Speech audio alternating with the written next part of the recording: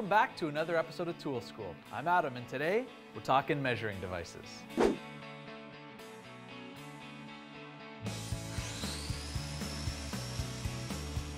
This is a contour gauge, or a profile gauge.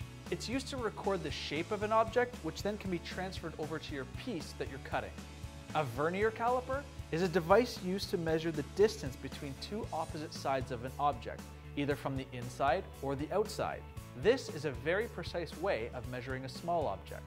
Your standard hard ruler comes in a variety of lengths depending on the job. Tape measures, or open reel tape measures, are used for spanning longer distances. A compass is a drawing device used for scribing arcs or circles. This tool can also be used for measuring the distance on a map and helping with navigation.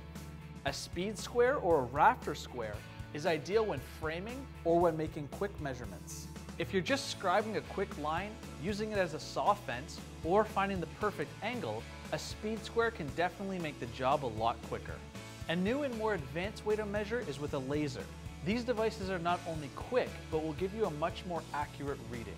Whether you're using a regular measuring tape or using new technology, always remember to measure twice and cut once. If you got a tip you want to see me try or a build you want to see me do, submit it below. Until next time, keep on cottaging.